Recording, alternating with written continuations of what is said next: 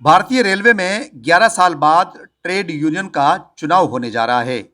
ये चुनाव रेलवे के सभी जोन में 4, 5 और 6 दिसंबर को होगा, जिसमें रेलवे कर्मचारी मतदान करेंगे।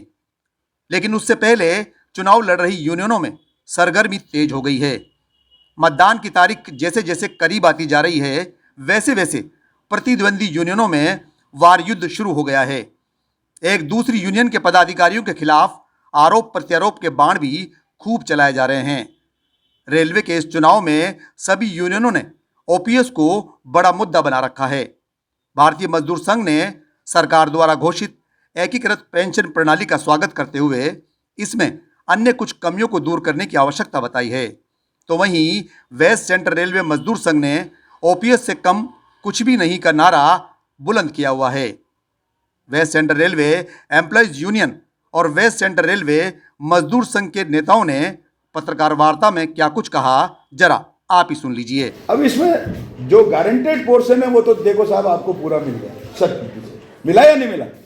मिल गया ना। 80% आपने सफलता हासिल कर ली बिना डंडे खाए पुलिस के। आप हड़ताल करते तो डंडा खाते, नौकरी जाती, जेल में बंद होते, रिमूव फ्रॉम सर्विस होते, इंक्रीमेंट बंद होते, बिना किसी उसके आपने 80% और वो भी डबल इंजन की सरकार से जिससे बेल के से दूध निकालने माफी का है। आप मेरे से ज्यादा जानते हो, बुद्धिजीवी हो, कहने की जरूरत नहीं। नहीं, सरकार क्यों डरी सर? फिर सरकार ने एकदम 1500 से 27,000 कर दिया। देखिए, इसलिए कि अगर नहीं डरती तो आज ये जो चुनाव और ये सब हो रहे हैं ना, इनकी गुनिया में आ जाती। ये मैं बता रहा हूँ आपको। जब सामाजिक सुरक्षा रिटायरमेंट के बाद किसी भी साथी को अपना भविष्य दिख रहा हो तो फिर चुप नहीं बैठेगा। बीच का रास्ता निकाल लिया सर, वो चुप नहीं बैठेगा।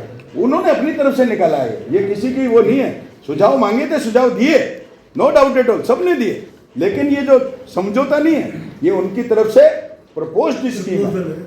उनकी तरफ से प्रपोज्ड स्कीम है जो जनवरी के फर्स्ट वीक में नोटिफाइड होगी। इसका जो टाइम टेबल जनवरी के फर्स्ट वीक में नोटिफाइड होगी और 2 महीने समझने के लिए दिया जाएगा लोगों को, और 31 मार्च तक 2025 तक एक एक कर्मचारी से ऑप्शन लिया जाएगा कि आप एनपीएस में रहना चाहते हो या यूपीएस में रहना, और 1 अप्रैल 2025 से ये लागू हो जाएगी। अब मैं आपसे ये कहता हूँ, आपसे ही कहता हूँ, मैं तो लोगों से भी पूछा जहाँ भी गया हूँ, मैं आपसे ये पूछना चाहता हूँ कि क्या हम सारे जतन कर लें, और 20 साल से कर ही रहे थे, अभी भी सारे जतन कर लें, क्या हम 1 अप्रैल 2025 से पहले यूपीएस को बहाल करवा सकते हैं क्या? नहीं। क्या सोच सकते हो आप? जब 20 साल से सरकार बात करने के लिए तैयार नहीं है तो 1 अप्रैल 2025 से पहले असंभव सा है या नहीं? है ना? और जब ये असंभव है तो आज जो ये कह रहे हैं कि ओपीएस से कम मजदूर नहीं, ये सारे के सारे वहां मौजूद थे। ये जितने आज कह रहे हैं ना कि ओपीएस से कम मंजूर नहीं, सारे के सारे वहां मौजूद थे। एनएफआईआर और डब्ल्यूसीआरएमएस यानी national federation of Indian railway man और उसके घटक वेस्ट सेंट्रल रेलवे मजदूर संघ, हमारा मुख्य मुद्दा ओपीएस है, यानी ओल्ड पेंशन सिस्टम। अब हम जो है रेल कर्मचारियों के लिए काम करते हैं। जब रेल कर्मचारियों के लिए काम करते हैं तो रेल कर्मचारी क्या चाहता है, ये हमारी प्रमुख जो है मांग होनी चाहिए। तो हम इसीलिए सरकार से बार बार, जब उन्होंने एनपीएस लागू की थी तब भी हमने उसका विरोध किया, और उसका विरोध का नतीजा ये हुआ कि पूरे देश के अंदर वातावरण बना और एनपीएस को हटा करके फिर वो यूपीएस लेकर के आ गए। ये यूपीएस और एनपीएस में कोई विशेष अंतर नहीं है, ये ओपीएस के मुकाबले में किसी भी प्रकार से लाभदायक नहीं है। रेल कर्मचारी जो है नहीं चाहता, रेल कर्मचारी ने रिजेक्ट कर दिया है इसको। और जब रेल कर्मचारी जिनको चाहिए पेंशन, तो वो पेंशन जब ओल्ड पेंशन सिस्टम की मांग कर रहा है, ओल्ड पेंशन स्कीम की मांग कर रहा है, तो हमें भी जो है ट्रेड यूनियन होने के नाते हम रेल कर्मचारियों के साथ हैं, और हमने पूरा अध्ययन किया है कि एनपीएस और यूपीएस दोनों ही रेल कर्मचारियों को नहीं चाहिए। हम इसीलिए इनसे संतुष्ट नहीं हैं और हमें केवल और केवल ओपीएस चाहिए।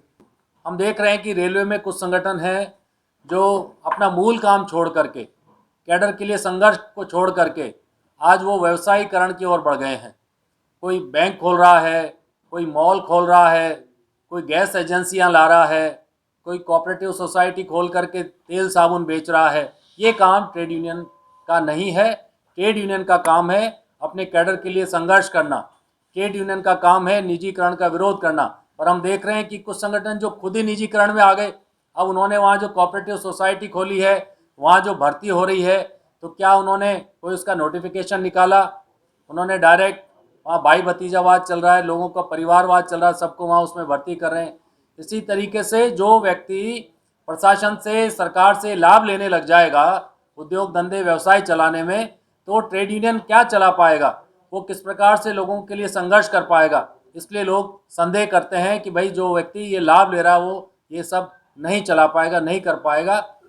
ये भी लोगों के मन में एक बात है अभी। और इसके अतिरिक्त ओपीएस, जब सभी लोग आज समझ रहे हैं कि ओपीएस क्या है, फिर भी मैं देख रहा हूँ कि यूपीएस की हर जगह पैरवी की जा रही है जाकर के लोगों के बीच में, कुछ लोगों द्वारा। कम से कम कैडर की बात सुननी चाहिए, कैडर से पूछना चाहिए कि भाई कैसे फ़ायदेमंद है, कैसे नुकसानदायक है। कैडर खुद बता देगा, आज सब पढ़े लिखे लोग हैं। मेरी कुछ अधिकारियों से भी बात हुई, मैं आप लोगों से शेयर करना चाहता हूँ, और वो सब बड़े अधिकारी हैं। उन्होंने कहा कि हम इसमें किसी भी हाल में नहीं जाना चाहते, क्योंकि ये एनपीएस से भी ज़्यादा खराब है उनका, कुछ का तो यहाँ तक कहना था। तो जब ऐसा सिस्टम है तो फिर उसको रेल कर्मचारी क्यों अडॉप्ट करेगा? वो केवल और केवल ओपीएस चाहता है। किस यूनियन का पलड़ा भारी होगा और रेल कर्मचारी किसको बेहतर मानते हैं, ये तो आने वाला 4, 5 और 6 दिसंबर का दिन ही तय करेगा। नियाज मोहम्मद, ई न्यूज़ राजस्थान, कोटा।